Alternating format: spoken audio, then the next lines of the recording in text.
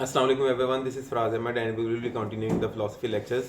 Today after Descartes we will be studying Spinoza. Spinoza क्या है, हमने कल पढ़ा कि Rene Descartes was the proponent of rationalism और rationalism क्या था कि rationalism said that the reason is everything and the senses are not the real source of knowledge. तो इसी को स्पिनोजा जो है वो भी प्रोपोनेंट था आपके रैशनलिज्म का। हमारे पास रैशनलिस्ट दो फिलोसफर आते हैं एज के हिसाब से अगर हम बात करें, अदरवाइज हमारे पास जो प्लेटो है वो भी रैशनलिज्म के अंदर हम फॉलो करता है, लेकिन यहाँ पे हम रेने डेकार्ट और स्पिनोजा को ही रैशनलिज्म में पढ़ते हैं। तो स्पिनोजा ने भी वही चीज़ को आगे बढ़ाया जिसको रेने डेकार्ट ने प्रोपोनेंट किया था कि हमारी जो वर्ल्ड ऑफ सेंसेस है that is not the real world. जो हमारी जो हमारा माइंड है, नॉलेज है, हमारी परसेप्शन है रियल वर्ल्ड की, that is the real world. तो स्पिनोजा का जो मद्दोजर है वो हमारा टोटल रिलाय करता है आपके गॉड के ऊपर।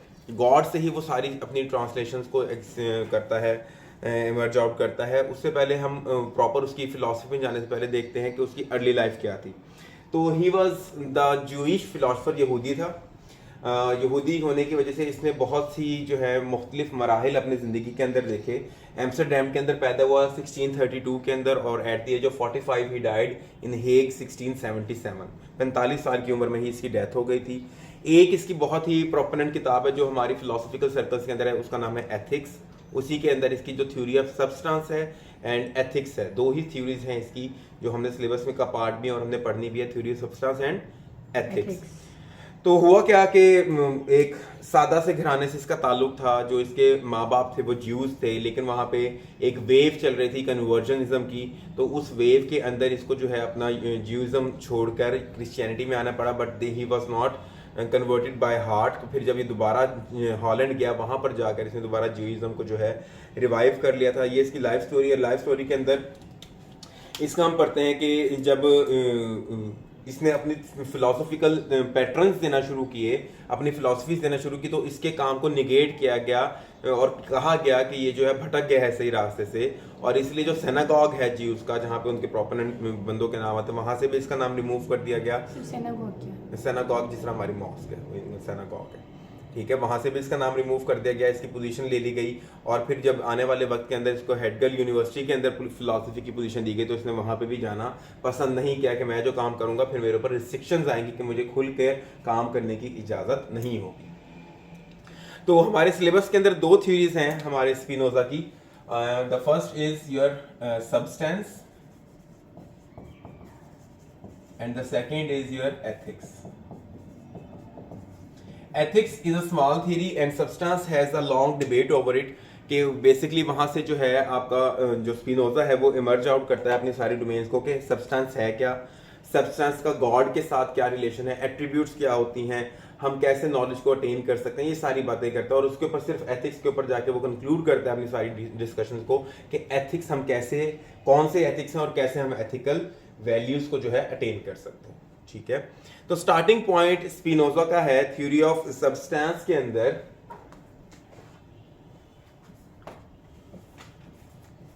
Theory of substance, theory of substance का मकसद क्या है कि कौन सा सब्सटेंस जो है इस दुनिया में प्रेवलेंट है, सब्सटेंस कहां से आता है, उसकी क्या एट्रीब्यूट्स होती हैं, और गॉड को अगर हम समझ लेते हैं, क्योंकि स्पिनोजा के according if you understand what is God you will understand everything present in the world.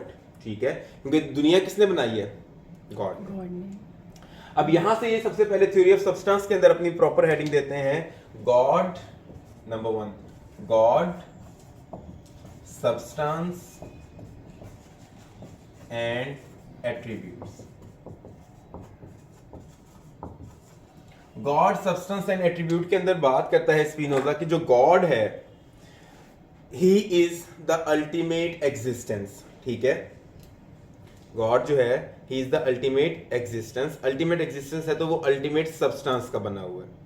Ultimate substance का बना हुआ है तो जितने भी एट्रीब्यूट्स हैं वो सारे आपके गॉड के साथ ही एसोसिएटेड है, क्योंकि इनकी बिब्लियोग्राफिकल कॉन्टेक्स्ट, जिस तरह हमारा कुरान पाक है, उनके बिब्लियोग्राफिकल कॉन्टेक्स्ट में जब स्पिनोजा ने चीज़ों को पढ़ा तो वहाँ पे बताया गया था कि द मैन और the we resided in God, we live in the God and we wander about in the God. These are the statement of Bible.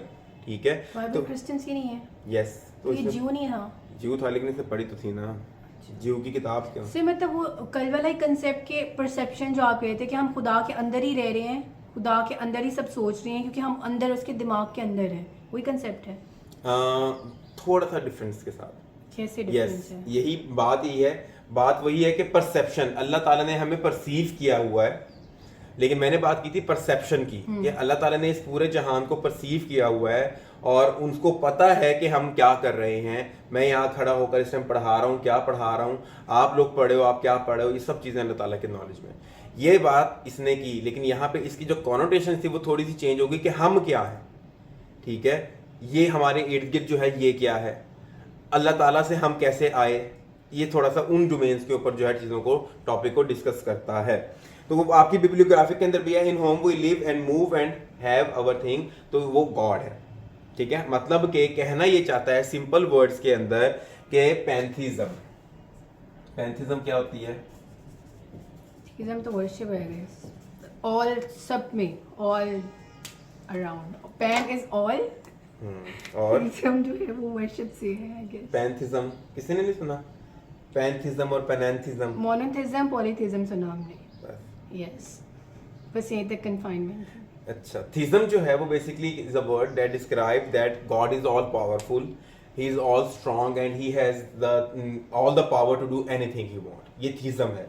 तो यहाँ पे अब फिर monoism, monotheism when you worship one God, polytheism when you Multiple. worship multiple god, dualism when you worship Atheism when you believe there is no God. there is no god, pantheism and panentheism, पेनन भी है। पेनन भी है। हमारे उर्दू के अंदर जो है, हमारे या हमारी स्पिरिचुअलिज्म के अंदर दो कॉन्सेप्ट है, वहदतुल वजूद और वहदतुल शहूद, ठीक है। वहदतुल वजूद को इंग्लिश में कहते हैं पैंथिज्म और वहदतुल शहूद को इंग्लिश में कहते हैं पेनैंथिज्म, ठीक है। अब वहदतुल वजूद को मैं पढ़ाकर आपको समझा देता हूँ कि पैंथिज्म होती क्या है। लिख लें आगे, वहदतुल, हर चीज में मतलब खुदा होता है, हर वजूद दुनिया का खुदा से मंसूब है, दिस इज वहदतुल वजूद। वो अपने वजूद के अंदर यकता है, एक है, यूनिटी है उसके वजूद के अंदर, ठीक है, डाइवर्सिफिकेशन नहीं है उसकी यूनिटी के अंदर, ये वहदतुल वजूद है, यही पैंथिज्म है। और यही आपके स्पिनोजा ने कहा कि उसने कहा गॉड जो है वो एक है और हम सारे जो हैं वो गॉड के अंदर ही बने हुए। यहीं पे वो डेफिनेशन ऑफ गॉड देते हैं, वो लिख लें सारे। What is the definition of God he give to us? He said that God, comma, God I understand to be a being, God यानी गॉड को वो अब आगे एक्सप्लेन कर रहा है, I understand to be a being absolutely infinite, absolutely infinite God, मतलब God को कॉमा कह के वो बता रहा है गॉड से मैं क्या परसीव करता हूं। I understand to be a being absolutely infinite, comma, that is, comma, that is again, comma, a substance consisting of, a substance consisting of infinite attributes,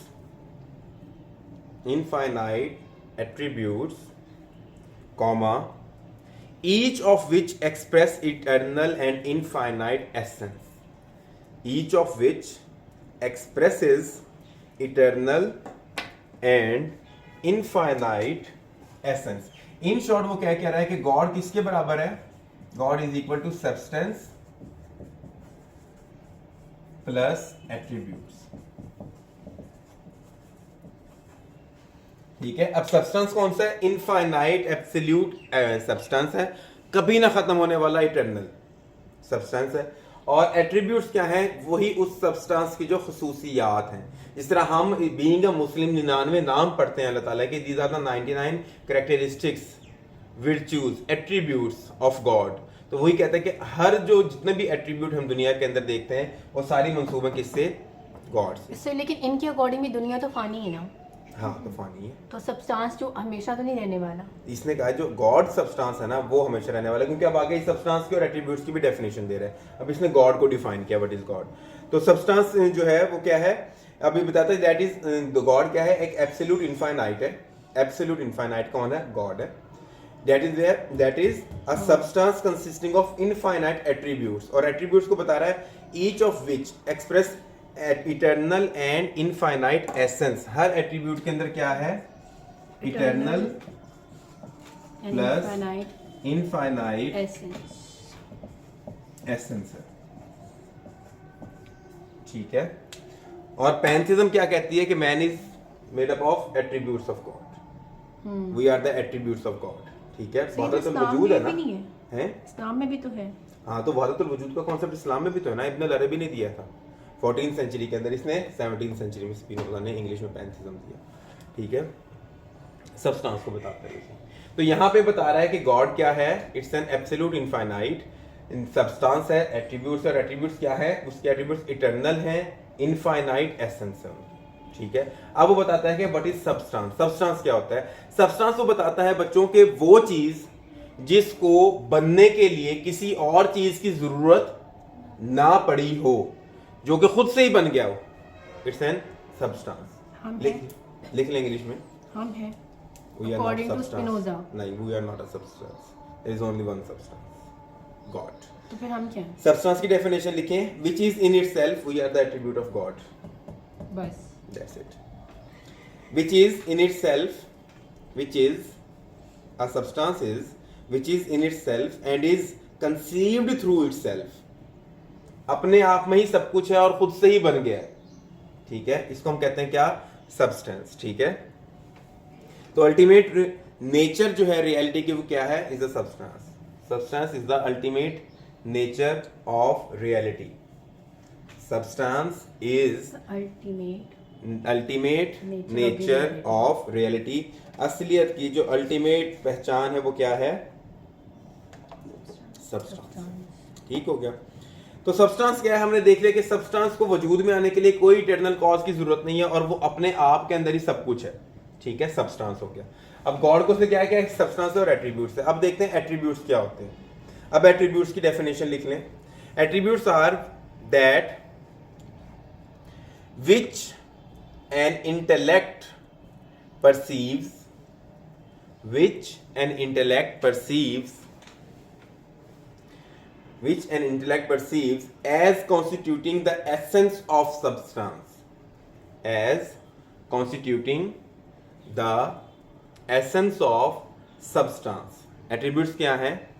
वो खसूसियात हैं जो कि आपके सब्सटेंस को एडजेक्टिव की शक्ल देती हैं, मतलब उसको हाईलाइट करते हैं, उसके अंदर कोई क्वालिटी देती हैं, क्वालिफाई करती हैं। और क्या है? ये परसीव कौन कर सकता है? एक पढ़ा लिखा बंदा इन एट्रीब्यूट्स को परसीव कर सकता है।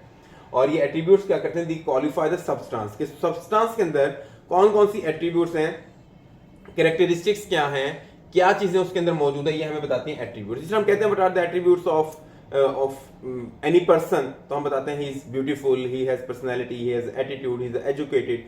ये सारी हम उसकी एट्रीब्यूट्स बता रहे थे। तो इस तरह सब्सटेंस की क्या एट्रीब्यूट्स हैं कि वो क्या क्या काम कर सकता है। नेक है, खूबसूरत है, पायस है, बदी है कि नहीं है, गुस्सा आता है नहीं आता, जलाल आता है नहीं, ये सारी चीजें हम उसकी एट्रीब्यूट्स बता रहे हैं, जो चीजें उनके अंदर मौजूद हैं, ठीक है। यहां तक क्लियर? कोई मसला? अब यहां पे वो आता है कि जनाबे वाला इंसान किस चीज बना है? और सिर्फ 2 एट्रीब्यूट्स हैं इंसान के। कौन कौन सी एट्रीब्यूट्स हैं हमारे पास? बुरी होंगी? नहीं, हमारे अंदर एक एट्रीब्यूट है माइंड की और दूसरी है बॉडी। बॉडी भी एट्रीब्यूट है? बॉडी एट्रीब्यूट है। बॉडी को दरअसल यहाँ पे फिलोसॉफिकल लैंग्वेज के अंदर कहते हैं it's an extension of what? Mind? Not an extension of mind, it's just that something is there. अब कहते हैं ना बाज़ औक़ात हमारे पास अल्फाज नहीं होते बयान करने के लिए, यहाँ पे भी अल्फाज नहीं है इसको बयान करने के लिए कि एक्सटेंशन क्या है कि एक चीज़ है, उसकी एक्सटेंडेड फॉर्म जो है वो हमारे सामने हमारा जिस्म खड़ा।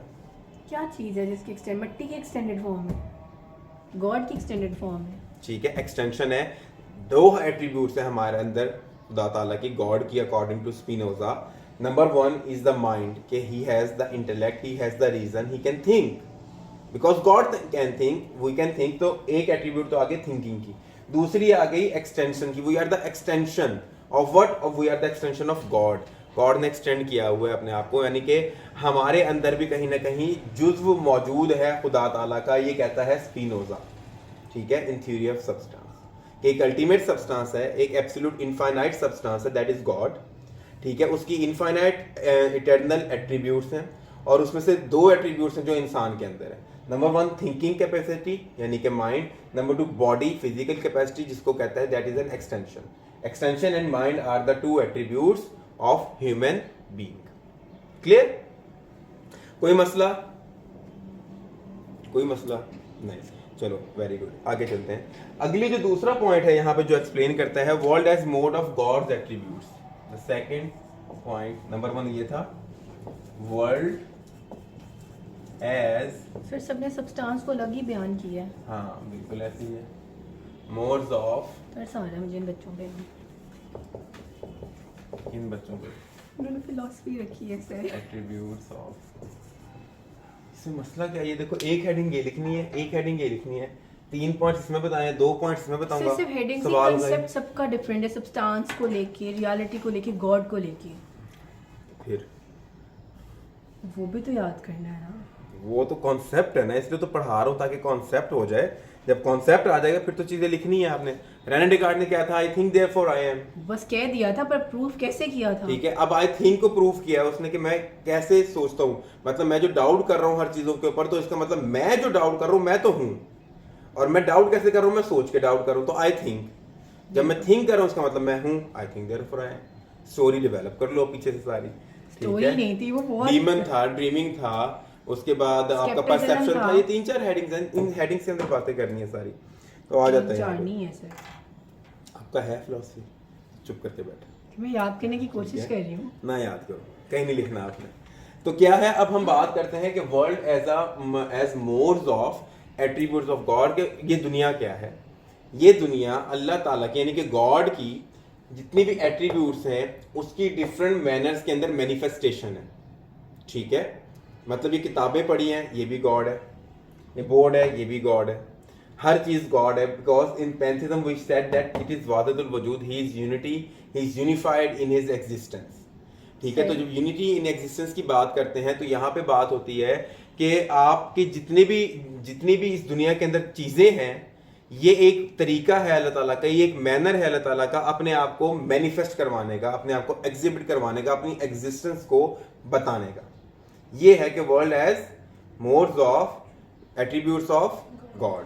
सर जो इंसानी चीज बनाई हुई है वो भी मतलब एट्रीब्यूट्स, मतलब बोर्ड तो इंसान ने बनाया जो कि एक्सटेंशन है मतलब गॉड की ना। हमने तो नहीं बनाया, ये लकड़ी Man से made बना नहीं हुआ है। लकड़ी से बना हुआ है। बना तो इंसान हमने सिर्फ इसको रीशेप किया है। लकड़ी तो अल्लाह ताला ने उगाई है ना, लकड़ी का बना हुआ है ना बोर्ड। मतलब कोई भी डिवाइस दे रहे हैं उसको हमने नेचुरल रिसोर्स के साथ कनेक्ट करना, वो अल्लाह मियाँ की है, मतलब गॉड की है। यस, तो यहाँ पे वो अपनी 2 चीजों की बात करता है इस एट्रीब्यूट्स के अंदर कि एट्रीब्यूट्स जो चलती हैं आपके modes of attribute in the world 2 तरीके से चलते हैं। Number 1 is natura naturans, natura naturans, नाइस सर, चूरन, और नेचुरा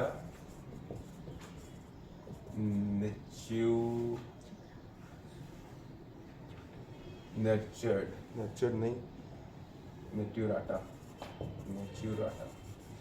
ये 2 लैटिन फ्रेजेस हैं जो यूज किए थे स्पिनोजा ने। एक का मतलब है नेचुरा नेचुरेंस का मतलब है दैट नेचर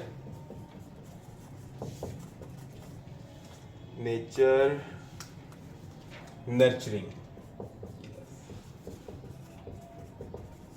और इसका मतलब है nature nurtured.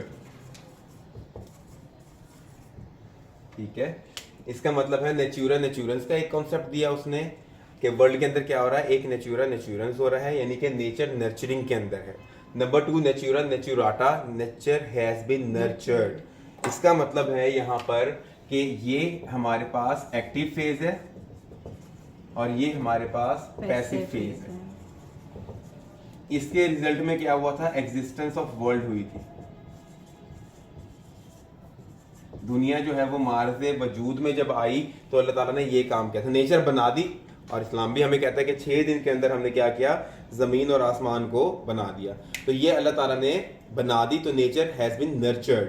Nature naturata, nature has been nurtured, ये पैसिव अप्रोच है और यहाँ पे गॉड ने ऑलरेडी दुनिया बना दी हुई है और यहाँ पे हमारे पास जितनी भी चीजें हैं वो अब एक कम्पैक्ट फॉर्म में मौजूद है। जिस तरह हमारे पास लॉज ऑफ मोशन है, लॉज ऑफ रेस्ट है, ह्यूमन बींग्स हैं, ये हमारे पास मौजूद है। दूसरी जो है दैट इज द एक्टिव, ठीक है, कि अभी ये चल रही है, डेवलपमेंट्स मजीद आ रही हैं, हमारे सामने चीज नहीं आ रही है, मतलब खुदा अभी भी इस दुनिया के अंदर कोई ना कोई चेंजेस कर रहे हैं with the passage of time, जो कि हम कहते हैं कि nature is still in the nurturing phase, it's an active phase. तो अभी एक वक्त था कि अल्लाह ताला ने अपनी जितनी एट्रीब्यूट्स, क्योंकि हम बात क्या पढ़ रहे हैं, we are studying that world जो है, ये दुनिया जो है, it's mode of attribute of the God. तो एक एट्रीब्यूट उसने अपने सारे बता दिए, दिखा दिए जब उसने दुनिया को बनाया, और बनाने के बाद भी जब दुनिया चला रहा है तब भी हमें साथ साथ अपने एट्रीब्यूट्स और उनके मोड्स वो विजुअलाइज करवा रहा है, ठीक है। तो ये दो चीजों को कंसेप्ट आपने याद रखने हैं। तो अब यहीं पे बात होगी कि वर्ल्ड अब किन चीजों पे कंसिस्ट करती है, वर्ल्ड इज मोड्स, क्योंकि बन चुकी है और बन रही है, दोनों चीजों के अंदर हमारे पास क्या चीजें हैं, we have the attributes of God who are modifying themself, modernising themself, manifestation कर रहे हैं वो अपने आप की इस दुनिया के अंदर, क्लियर। उसके बाद क्या होता है कि यहीं से हम कहते हैं कि अब हमारे पास जब दुनिया बन चुकी है और बन रही है, चलाने वाला कौन है, अल्लाह। तो एवरीथिंग इज डिटरमिन्ड, हर चीज पहले से डिटरमिन्ड है, कोई भी चीज ऐसी नहीं है जो हम कहें कि हम चेंज कर सकते हैं या हम चेंज करने वाले हैं या चेंज हो सकती है, everything is pre determined. Spinoza अब यहाँ पे अपना एक कंक्लूजन देता है कि यहाँ तक पहुंच के उसने कह दिया कि एवरीथिंग इज डिटरमिन्ड, हर चीज क्या है, डिटरमिन्ड है। जब हर चीज डिटरमिन्ड है फिर हम ये क्या कर रहे हैं, परफॉर्म कर रहे हैं, क्या स्क्रिप्ट ऑलरेडी लिखी हुई है, उसके बाद परफॉर्मेंस दे रहे हैं। तो फिर हमें जज़ा सज़ा क्यों मिलेगी, इससे when वो everything was scripted, when I was designed to do the things I'm doing, Islam then की why according to would चीज- I be judged on the day of judgment? For which thing I would be judged? Mind What? Sir mind की base पे ना, क्योंकि अगर इस्लाम की perspective से देखा जाए तो अल्लाह मियाँ ने कुछ चीज़ें डेस्टिनी में लिखी हैं, लेकिन कुछ चीज़ों की स्पेस है जहाँ पे प्रॉपर नाम, जहाँ पे मतलब आपकी रैशनैलिटी पे कि ये होगा तो ये मिलेगा इसको, ये करेगा तो ये मिलेगा इसे। जब हर चीज अल्लाह ताला ने बता दी गई है अकॉर्डिंग टू यू कि दो डिटरमिन्ड है। दो तरह का इल्म होता है ना, एक इल्म है जो लिखा हुआ है, जैसे आपकी रोजी, आपका रिस्क, वो भी इवन कि अल्लाह कह रहा है कि तकदीर आपकी दुआओं से बदली जा सकती है, लेकिन एक ऐसी भी मतलब एक स्पेस जिसे कहते हैं, उसका नाम भी है मतलब हमारे अकॉर्डिंग टू इस्लाम कि ये अगर ऐसा करेगा इसको ये मिलेगा, अगर ये ऐसा करेगा तो इसे ये मिलेगा। हम तो वो स्पिनोजा पढ़ रहे हैं। जज़ा, तो यही तो मैंने आपसे पूछा, इस्लाम तो ये कहते हैं, तो इस क्योंकि ये भी तो यहूदी था, समवॉट रिलेटिंग टू हमारे अल्लाह मियाँ के साथ ही जाके मिलता है ना सर। अच्छा ठीक है, मतलब अल्लाह मियाँ को तो मानने वाले हैं अच्छा ठीक है, बनी इसराइल के लोग, तो may be somewhat related to that. ठीक है। यहाँ पे बात ये करता है स्पिनोजा, अब नेक्स्ट क्वेश्चन थ्रो कर रहा है, जब हर चीज मतलब एज अ ह्यूमन बीइंग उसकी क्यूरियोसिटी देखें, जब उसने कहते हैं हर चीज प्री डिटरमिन्ड है कि अल्लाह ताला ने नेचर बनाई, अल्लाह ताला क्या है, एक सब्सटेंस है, उसके एट्रीब्यूट्स हैं, वो एट्रीब्यूट्स के मोड्स हमारे पास इस दुनिया में मौजूद हैं, और उसने जब दुनिया बनाई तो कुछ एट्रीब्यूट्स हमें दिखा दिए कि ये हूँ मैं, और आहिस्ता आहिस्ता भी अब दिखा रहा है, तो फिर हम भी तो उसके एट्रीब्यूट है ना। तो हमारा अब इस दुनिया में आने का क्या मकसद है, एवरीथिंग जो प्री डिटरमिन्ड है, तो हमें इस दुनिया में क्यों भेजा गया, क्या करने भेजा गया, हमारा पर्पस क्या है, इस दुनिया का पर्पस क्या है। अब वो इस बेचारा यहाँ पे आके थोड़ा सा फंस गया, यहाँ पर आके फिर जब कंफ्यूज हुए तो यहाँ पे कहा उसने कि गॉड जो है वो फ्री है, गॉड फ्री है, he has a free will, he can do whatever he want to do. हम फ्री विल नहीं है, हमारे पास फ्री विल नहीं है, क्योंकि अगर हमारे पास फ्री विल होती तो हम सब कुछ कर सकते, लेकिन हम नहीं कर सकते सब कुछ। जब हम सब कुछ नहीं कर सकते तो वो शख्स बेवकूफ है जो ये सोचता है कि मैं आजाद हूं। No one is free, everyone is bound by the nature, either actively or passively. When everyone is bound तो वी हैव नो डायरेक्शन, हमें नहीं पता कि हम किस तरफ जा रहे हैं, we have no direction, we have no purpose, we have no end, we have no mean to stay in the world। यहाँ पे अब बेचारा स्पिनोजा थोड़ा सा घबराया और उसने कहा कि हमारा दुनिया में आने का मकसद क्या है, हम किस तरफ जा रहे हैं, हमारी डायरेक्शन क्या है, हम यहाँ क्यों भेजे गए हैं, हमारा पर्पस क्या है। इन सब चीज़ों के जवाब जो हैं वो कौन बताएगा, कौन बताएगा? स्पिनोजा ही बताएगा, जिसे कल उसने किया था। तो यहाँ पे जो है, जो आइडियाज ऑफ पर्पस है are derived from our tendency to act with an end in the view. अभी वो कहते हैं यहाँ पे हम सोच गलत रहे हैं। हम हमेशा ये सोच रहे हैं कि हम यहाँ पर जो भेजे गए हैं, तो हम भेजे गए हैं किसी पर्पस के तहत। ये जो दुनिया बनी है, ये बनी है किसी पर्पस के तहत। कहते हैं ये हमारी सोच ही गलत है। हम अपना पर्पस ढूंढने की बजाय हम उसको ढूंढे जिसने ये दुनिया बनाई है। हम उसके साथ कहते हैं अपना रिलेशन कायम करना। हम उसे रिलेशन कायम करने की बजाय हम क्यों ना उसको अंडरस्टैंड करना शुरू कर दें। जब हम उसको अंडरस्टैंड कर लेंगे तो हमें सब कुछ पता लग जाएगा। हम डिवाइन नॉलेज की तरफ, डिवाइन अटेनमेंट की तरफ, परफेक्शन की तरफ जाना शुरू हो जाएंगे। सिंपली कहता है कि हम जो ये कहते हैं ना कि मेरा दुनिया में आने का मकसद, कहते कुछ नहीं, गलत है। ठीक है, आप दुनिया में तब आते जब आप उस दुनिया का, you are something external from that world, लेकिन आप तो अल्लाह ताला का हिस्सा हो। ठीक है, अल्लाह ताला ने इस दुनिया को परसीव किया है, तो इसका मतलब आपने इस दुनिया को परसीव किया है। तो आप इस दुनिया में आ रहे हो तो आप इनसे सवाल ही गलत पूछ रहे हो ना, सवाल बनता ही नहीं है। तो आपका सवाल, हमारी जो डायरेक्शन, हमारा जो पर्पस, हमारा जो एंड है, वो ये है कि जो हमारा अल्टीमेट, हमारा इनफाइनाइट सब्जेक्ट है, हमारा जो इनफाइनाइट सब्जेक्ट है, दैट इज गॉड, हमने क्या करना है, इसको अंडरस्टैंड करना है। जब हम अल्लाह ताला को अंडरस्टैंड कर लेंगे तो हमारे पास क्या आ जाएगा, अल्टीमेट पर्पस, अल्टीमेट, हमें रियलिटी पता लग जाएगी। We will have the ultimate truth, we will know the ultimate reality of the world. मतलब अब वो उसने साफ कह दिया ना कि अभी हमें पता नहीं है, अल्लाह में के साथ रिलेशन अच्छा कर लो फिर पता लग रिलेशन नहीं अच्छा करना, अल्लाह ताला को समझना है, फिर पता लग जाएगा। रिलेशन बनाने में और एक दूसरे को समझने में बहुत फर्क है। ठीक है, जब आप एक दूसरे को समझना शुरू करते हो तो आपको पता लगता है कि कोई बंदा ये काम क्यों कर रहा है। ठीक है, या इसके पीछे उसकी क्या रीजन है। ठीक है, रिलेशन अच्छा भी हो सकता है, बुरा भी हो सकता है। तो ये जरूरी नहीं है कि आप रिलेशन बनाने की तरफ जाओ। उसने कहा समझो कि अल्लाह ताला ने दुनिया क्यों बनाई। जब आप अल्लाह ताला को समझना शुरू कर दोगे, यानी गॉड को समझना शुरू कर दोगे, तो आपके जो इस दुनिया में सब कुछ हो रहा है, आपको समझ लग जाएगी क्यों हो रहा है। ऐसे ही है ना। तो यहां पे वो अगला पॉइंट अपना थ्रो करता है, नॉलेज, बॉडी, माइंड, इन तीन चीजों कि नॉलेज क्या है और उस नॉलेज का जो है माइंड और बॉडी के साथ क्या कनेक्शन है, इसको देखते हैं। तो यहां पे भी हमारे अरिस्टोटल की तरह तीन टाइप ऑफ नॉलेज जो है वो बताए हैं। ठीक है, स्पिनोजा ने पहला कहता है कि जनाबे वाला हमारे पास तीन लेवल्स हैं नॉलेज के, छोटा, बड़ा, उससे बड़ा। ठीक है, पहला नॉलेज क्या है हमारा, है वो है imagination, second is your reason and third is intuition. First one is your imagination. Sir ये तो उससे ज्यादा मिलता है प्लेटो के जो फॉर्म से। Number two reason, number three intuition. ये तीन लेवल्स हैं नॉलेज के। इसके अंदर जो आपका इमेजिनेशन है, that is the smallest knowledge, smallest level of knowledge. कि यहाँ पे आप चीजों को, वही प्लेटो वाली बात, सारी मेटाफर ऑफ डिवाइडेड लाइन वाला लेकर आओ कि वही perceive thing as they are. ठीक है, मतलब मैंने बोर्ड मार्कर को देखा तो मैंने बोर्ड मार्कर का ही वो इमेज अपने जहन में बना लिया। तो यहाँ पे क्या है कि हमारी इमेजिनेशन चीज़ों की हद तक मौजूद है। हम जिस तरह की चीज़ों को देखते हैं उसी तरह का परसीव कर लेते हैं। ह्यूमन बीइंग, मैं जब भी नाम लूंगा आपके दिल में दो आंख, एक नाक, दो कान वाला एक शख्स इस फिगर का आ जाएगा। मैं परिंदे का नाम लूंगा, आपके दिल में कोई भी परिंदा आ जाएगा जिसके पर होंगे, पाँव होंगे, चूंच होगी। ठीक है, मैं फल का नाम लूंगा तो सेब आ सकता है, अंगूर आ सकता है, केला आ सकता है, आम आ सकता है। ये सारी क्या है, ये इमेजिनेशंस है। वो यार इमेजिनिंग क्यों, हमने जो है इनको सिर्फ इनके विर्चुअल कॉन्टेक्स्ट के अंदर परसीव किया हुआ। यहां से जब आप आगे जाओगे तो आप आगे रीजन की तरफ, रीजन के ऊपर जब आप आओगे तो आप साइंटिफिक इन्वेस्टिगेशंस करना शुरू कर दोगे। और यहाँ पे we are open, everyone has the right to do scientific investigation. क्यों, because everyone is a part of God. ठीक है, तो हर कोई सोच विचार कर सकता है, वो अपनी थॉट को एक्सटेंड कर सकता है और खुदा को पहचानने की तरफ खुद को लेकर जा सकता है। और उसके बाद कहता है कि इंसान का जो जहन है वो किन तरीकों के जरिए से राइज अप हो सकता है, जब आप साइंस के अंदर मैथ्स और फिजिक्स को विजुअलाइज करना शुरू करोगे। आप पार्टिकुलर थीम के साथ डील करना शुरू करोगे और आप पार्टिकुलर थिंग से निकलकर एब्स्ट्रैक्ट आइडियाज को जब विजुअलाइज करोगे, then you will be at the step 2।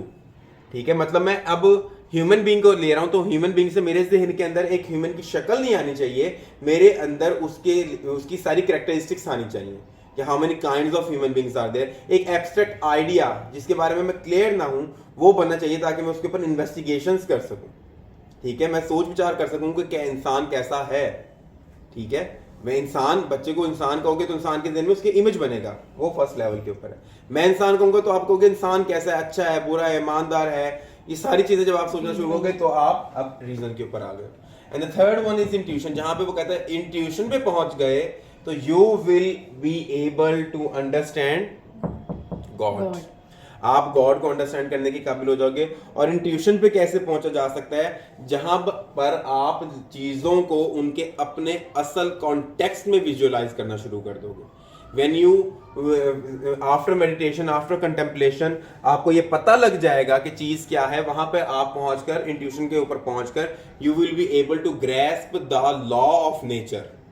आप लॉ ऑफ नेचर जो है उसको समझना शुरू कर दोगे। और जब आप नेचर को समझना शुरू कर दोगे तो गॉड इज नेचर, ठीक है। डुइस साइन नेट्यूरा, गॉड एंड नेचर, ठीक है। ये भी आपके स्पिनोजा ने कहा था, ड्यूस साइन नेचूरा, गॉड एंड नेचर। तो जब आप नेचर को समझोगे तो आप गॉड को समझ लोगे। जब गॉड को आपने समझ लिया तो लिख दें, इधर लिख देता हूं।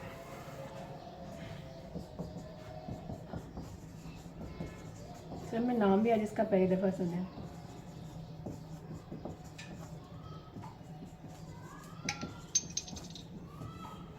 ड्यूस साइन नेचुरा, गॉड एंड नेचर, ठीक है। इंट्यूशन क्या होगी कि आप जनाबे वाला पार्टिकुलर चीज को समझकर उनके दरमियान कनेक्शन बनाना शुरू करोगे। क्योंकि साइंटिफिक रीजन के अंदर क्या था, हम एक चीज को एक टाइम पे विजुअलाइज कर रहे थे। इंट्यूशन में क्या होगा, हम हर चीज का, दुनिया में मौजूद हर चीज के साथ एक कनेक्शन डेवलप करेंगे। And the world in our mind will be like a combined unity, ठीक है। नेचर कैसे चल रही है, वर्क कर रही है, वो सारा एक कंबाइंड हमारे जहन के अंदर इमेज होगा। इसका कॉन्सेप्ट लेना है तो एक मूवी है Lucy, you can see that. इसके अंदर भी इसी चीज को जो है उन्होंने विजुअलाइज करने की कोशिश की हुई है कि how can you become the part of nature, और कैसे चीजों को आप कंट्रोल जो है वो करना शुरू कर देते हो। तो जब आइडिया आपके पास आ जाएगा, फॉर्मल एसेंस आ जाएगा, वहां से आप गॉड के जो एट्रीब्यूट्स हैं वो पहचानना शुरू कर दोगे और आप एक परफेक्ट ब्लेंड हो जाओगे। परफेक्ट ब्लेसिंग आपके पास हो जाएगी when you start to understand the nature. You will be able to grasp the nature, grasp the scope of nature in all dimensions, ठीक है। तो वहां पे जब आप इंट्यूशन पे पहुंच जाओगे तो ultimately you will be able to understand the God, ठीक है। कोई कंफ्यूजन?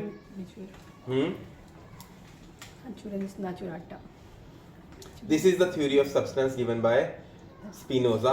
स्पिनोजा में वो कहां से स्टार्ट करता है थ्योरी ऑफ सब्सटेंस के अंदर? रैशनलिज्म से। रैशनलिज्म क्या है कि हमने सेंसेस को नहीं, अपने ब्रेन को, अपने लॉजिक को यूज करना है। और वहां पे सब्सटेंस को जब बात करता है तो वो स्टार्ट करता है question from the existence of God से, कि गॉड कैसे एग्जिस्ट करता है। तो वहां पे वो जो है गॉड की एट्रीब्यूट्स बताता है, उसको बताता है कि how it is existing. God की डेफिनेशन देता है कि गॉड क्या है, इट्स अ इनफाइनाइट एब्सोल्यूट।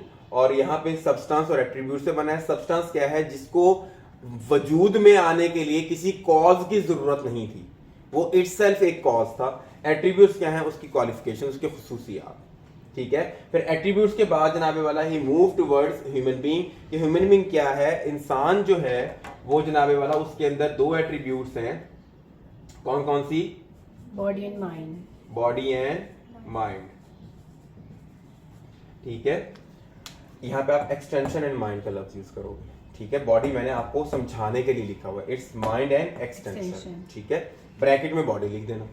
उसके बाद वो बात करते हैं कि world are the mode of attribute, कि दुनिया जो है ये भी अल्लाह ताला की जो एट्रीब्यूट्स हैं या गॉड की जो एट्रीब्यूट्स हैं उसके मोड्स है। वहां पे वो बात करता है कि there are two types of things happening in the nature, nature nurtured and nature nurturing. Nature नेचुराटा एंड नेचर नेचुरलिस, नेचुरल्स। तो अब क्या है, नेचर जो हमारे पास परसीव हो चुकी है, जो बन चुकी है, नेचर नर्चर्ड, वो अल्लाह ताला ने दुनिया बना दी है। जब बना दी है तो एट्रीब्यूट सारे हमें बता दिए, फिक्स कर दिए हैं, डिटरमिन कर दिया है हर चीज हमारे लिए। दूसरा क्या है हमारे लिए, नेचर इज नर्चरिंग, कि स्टिल हमारे पास कुछ विजुअलाइजेशंस के थ्रू नेचर जो है वो इंप्रूव हो रही है, एक्टिव पार्ट है ये। और हमें भी अभी तक अल्लाह ताला की या गॉड की बहुत सी ऐसी एट्रीब्यूट्स हैं जो with the passage of time पता लग रही हैं। जब with the passage of time पता लग रही है और हर चीज प्री डिटरमिन्ड है, तो what is our purpose of coming in the world, हमारा मकसद क्या है? क्योंकि हर चीज जब पहले से डिसाइड कर दी गई है, हमारे पास कोई डायरेक्शन नहीं है, कोई मोशन नहीं है, कोई पर्पस नहीं है, हमें अपनी रियलिटी का नहीं पता, तो वाई आर वी हेयर। तो यहाँ पर ही थ्रू आउट द क्वेश्चन कि आपने अगर पता लगाना है कि why are you here and what is the reality behind you, तो you should have a connection, a understanding with the God. और वो कैसे होगी? Through the knowledge, body and mind. Knowledge हमारे पास कितने लेवल्स का है? 3 लेवल्स का है। पहला है इमेजिनेशन, जहां पर आप चीजों को सिर्फ एज एन इमेज अपने जहन में क्रिएट करते हो। मतलब अगर मैं किसी चीज का नाम लूं और वो आपके जहन में इमेज बन जाए तो दैट इज इमेजिनेशन। एप्पल लिया तो एप्पल आपके जहन में बन गया। इससे नेक्स्ट लेवल है रीजन का। जब आप रीजन की तरफ जाते हो, आप साइंटिफिक इन्वेस्टिगेशंस करते हो, यहाँ पर आप चीजों का एब्स्ट्रैक्ट आइडिया जो है वो कंस्ट्रक्ट करते हो अपने ब्रेन्स के अंदर। जब एब्स्ट्रैक्ट कंस्ट्रक्ट करते हो, उसके बाद तीसरी इंट्यूशन के अंदर आप हर एब्स्ट्रैक्ट आइडिया को डिफरेंट एब्स्ट्रैक्ट आइडिया के साथ पॉइंट जो है कंबाइन करते हो, एक दुनिया जो है एक यूनिटी की फॉर्म के अंदर आपके दिमाग के अंदर इनकॉर्पोरेट हो जाती है। जब वो इनकॉर्पोरेट हो जाएगी, इंट्यूशन पे पहुंच जाओगे, तब आप जो है you will be able to have a full grasp over the concept of nature. जब नेचर समझ आ जाएगी तो ultimately you will be able to understand the God. जब आप समझ लोगे कि what is God, understand God, तो आपको सब पता लग जाएगा कि दुनिया उसने क्यों बनाई, ठीक है, किस तरीके से वो दुनिया को चला रहा है, क्यों चला रहा है, कब तक चलाएगा, किस तरह चलाएगा, और हमारा क्या role. You will be able to have the answers of all of these questions. ठीक है, कोई कंफ्यूजन, कोई सवाल? उसके बाद इसकी जो दूसरी थ्योरी है, इसकी तस्वीर ले लो।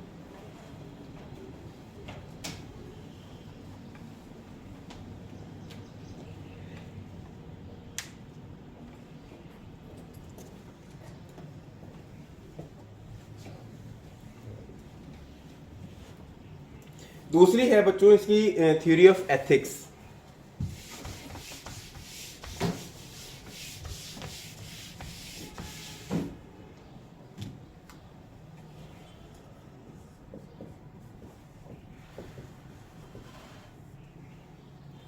एथिक्स के अंदर स्पिनोजा जो है वो बात करता है कि यहाँ पर वो डील करता है लोगों को as an integral part of nature, कि इंसान क्या है, वो नेचर के ही हिस्सेदार हैं। They are the integral part of nature, nature का हिस्सा है। जब नेचर का हिस्सा है तो नेचर का हिस्से होने की वजह से इंसान का जो बिहेवियर है वो कैसा होना चाहिए। इंसान के बिहेवियर के पीछे वो हमेशा कहता है there is some cause and effect के ऊपर इंसान का बिहेवियर चलता है। कोई ना कोई कॉज है, हम उसको रिटेलिएट करते हैं, उसका आंसर देते हैं, तो हम इफेक्ट दे रहे होते हैं। तो हर हमारे जो बिहेवियर है उसका एक कॉज है। और इंसान एक इल्यूजन के अंदर है अगर वो ये सोचता है कि वो फ्री है, क्योंकि हम फ्री नहीं है, we are not at a free will. हमारे हर बिहेवियर के पीछे कोई ना कोई कॉज है, ठीक है, और वो कॉज है जो उसकी समझ से भी बाहर है, क्योंकि वो कॉज क्या है, ये कॉज है, ठीक है। तो इंसान अगर ये सोचता है कि जनाबे वाला अगर फ्री विल है तो उससे बड़ा इग्नोरेंट कोई नहीं है, because he doesn't has free will. और इंसान की जो ह्यूमन एक्शंस हैं वो 2 तरीके के होते हैं, एक मेंटल और एक फिजिकल, ठीक है।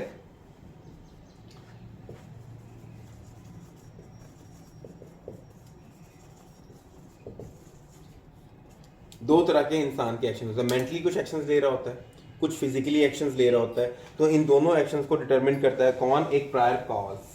जो कॉज क्या है, दैट इज गॉड। तो इन सब चीजों को समझने के लिए हमारे पास क्या है, उसने कॉनोटेशन दी हमें कोनेटस की। किस चीज की? कोनेटस।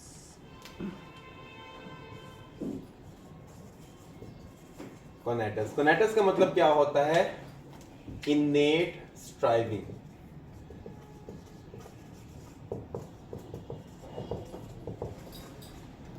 इंसान के अंदर अंदरूनी तौर के ऊपर एक जिद होती है, एक कुछ काम करने की, कुछ अटेन करने की, एक स्ट्राइव करने की, एक नेचर के अंदर उसके डाल दी गई ये चीज जिसको हम कहते हैं कोनेटस, इनेट स्ट्राइविंग। इनेट स्ट्राइविंग मतलब कोई काम करने का उसके अंदर खमीर डाल दिया गया है। अब इनेट स्ट्राइविंग से हमारे पास क्या होता है कि हमारा यहाँ पे माइंड और बॉडी, माइंड प्लस बॉडी जो क्या है, एट्रीब्यूट्स ऑफ गॉड, वो काम करना शुरू करती हैं। और माइंड एंड बॉडी हमें किस चीज की तरफ लेके चलती हैं, हमें लेके जाती हैं एपेटाइट की तरफ, ठीक है। हमारे अंदर पैशंस आते हैं, हमारी डिजायर्स क्रिएट होती हैं, और यहां पर हमारे जो वो एपेटाइट जो कि कॉन्शियस हो, कॉन्शियस एपेटाइट, उनको हम कहते हैं क्या, डिजायर। कि इंसान है ना, इंसान के एक्शंस है, एक सोच रहा है, एक कर रहा है। दोनों के पीछे क्या है, उसने कोई चीज हासिल करनी है। अब वो जो चीज हासिल करनी है उसको कहते हैं क्या, कनेटस। वो चीज हासिल करने की जो उसकी इनेट स्ट्राइविंग है, इनेट का मतलब उसकी नेचर के अंदर, एक लर्निंग बिहेवियर होता है, एक इनेट बिहेवियर होता है, तो it's इनेट, it's in the nature, उसके अंदर स्ट्राइव करने की है। और वो क्या स्ट्राइव कैसे करता है, क्योंकि दो ही एट्रीब्यूट्स हैं, दो एट्रीब्यूट्स के जरिए स्ट्राइव करेगा, माइंड या बॉडी, मेंटल या फिजिकल, ठीक है। इनके जरिए जब स्ट्राइव करता है तो उसको अब डिजायर, उसको पता लगता है कि मैं क्या चाहता हूं। जब वो चाहता है तो उसे पता लगता है कि दिस इज एपेटाइट, और उस एपेटाइट को अगर वो कॉन्शियसली अचीव करना चाहे तो वो क्या बन जाती है, डिजायर। तो आप जब कहें कि मेरी डिजायर है किसी चीज को अटेन करना, तो अब बी कॉन्शियस अबाउट इट, क्योंकि डिजायर को हमें इतना लंबा सफर करके फिर हम डिजायर तक पहुंचते हैं। It's not something you desire to buy some shoes और you are desire to buy some lipstick, that is not your desire, ठीक है, that is your need. Desire is something इससे नीड तो नहीं होती वो, at an upper level, need होती है, इससे डिजायर होती है, that is not desire, ठीक है, छोड़ो भाई। अब क्या होता है यहाँ पे, उसने इंसान की एथिक्स को जब विजुअलाइज किया कि हमारे पास जो एथिक्स है, इंसान का जो मोरालिटी है वो कैसे होगी, तो यहाँ पे वो कहता है कि दो चीजें होती हैं हमेशा इंसान के पास, क्या, एक होते है हमारे पास प्लेयर, एक होता है हमारे पास पेन। ऐसे ही है, प्लेयर क्या है, जब हम कोई चीज हासिल कर लें, जब हम किसी काम के अंदर कोई अल्टीमेट परफेक्शन हासिल कर लें, तो हमारे पास वो क्या है, प्लेयर है, ठीक है। The concept of ultimate perfection,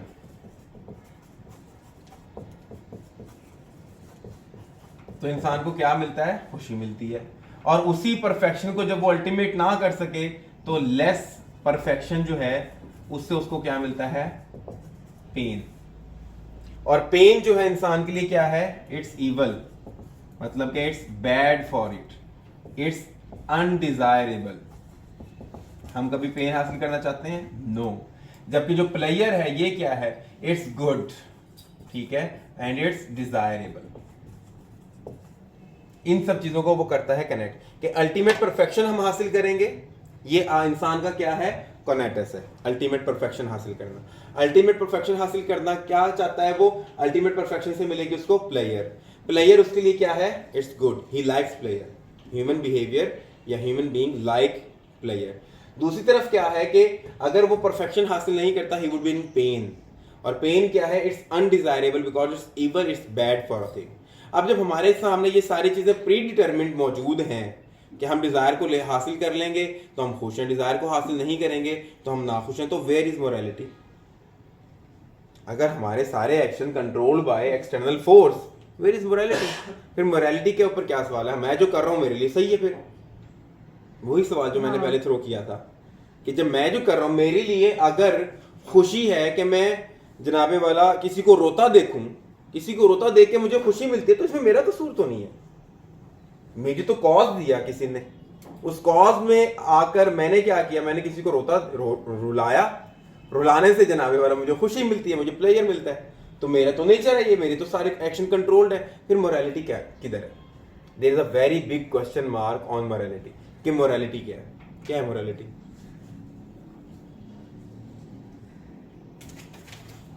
what is morality? Universal हो कि ये एक सेट पैटर्न है, इसके अकॉर्डिंग अगर चलेंगे और सबके लिए एक्सेप्टेबल है तो वही मोरालिटी। नो नो नो, यहाँ पे बात करता है, तो फिर इस तरह से तो कोई नॉर्मल और एबनॉर्मल भी ना होगा। हाँ तो उसी का तो जवाब दे रहा है स्पिनोजा, वो खाली नहीं छोड़ के जाता कभी भी किसी को, है जवाब आ रहा है। अब जनाबे वाला आपका स्पिनोजा कहता है कि हिस्ट्री के अंदर एक फिलोसोफर गुजरा स्टोइक ने हमें बताया था कि आपको अपनी कुछ डिजायर्स को लेट गो कर देना चाहिए, रेजिग्नेशन कर देना चाहिए, एक्विटेंस हासिल कर लेनी चाहिए अपने आप को, यानी रजामंदी हासिल कर लेनी चाहिए। किसके साथ? With God. जब आप गॉड के साथ रजामंदी हासिल कर लोगे तो you can not control, can't control the thing that control you, ठीक है, you can not control events, आप इवेंट्स को कंट्रोल नहीं कर सकते, लेकिन आप क्या कर सकते हो, you can control your attitude, आप अपना एटीट्यूड तो कंट्रोल कर सकते हो ना।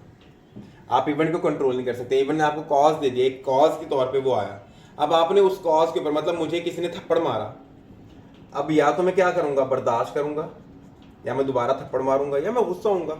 अब ये क्या है, वो कॉज मुझे आगे, हम उस कॉज को यानी कि उस इवेंट को कंट्रोल नहीं कर सकते, वो पढ़ना ही पढ़ना था, ठीक है। अब क्या कर सकते हैं, हम अपने एटीट्यूड को कंट्रोल कर सकते हैं कि मैंने वापस थप्पड़ मारना है, या मैंने दूसरा गाल आगे करना है, या मैंने चुप करके वापस भाग देना है, बर्दाश्त में क्या करना है मैंने। और यहीं पे वो कहता है this is morality, when you have a control over your attitude, ठीक है, तो you become morally good. When you have good control over your attitude you have morally good, when that control is not there तो you are morally bad.